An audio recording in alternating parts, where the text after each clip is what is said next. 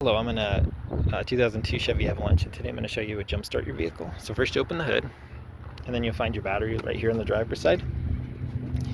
And to jumpstart, first I check the terminals, make sure there's no corrosion in here that you can clean off, and make sure these are all nice and tight through all these lines. And that's it with your jump box or your jumper cables. If you want to attach the metal clamps, you can do the positive directly to this feed inside of this box. So you can open this by pushing this little tab and pulling it out.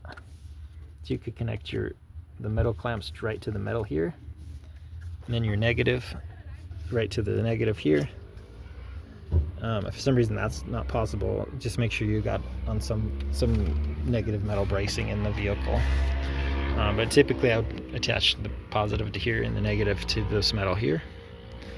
And then if you're using jumper cables, make sure your positive leads directly to a positive on the other vehicle and the negative neutral directly to the other negative. You don't want to crisscross these. Even a few seconds of that by mistake can sometimes short out computers, fuses, things like that.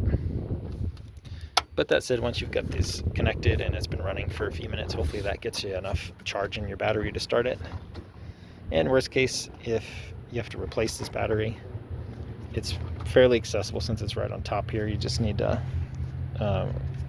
loosen these things up, loosen these connectors so you can lift the old battery out, stick your new battery in, and then just reattach everything nice and tight. But I hope this was helpful. Hope you have a wonderful day.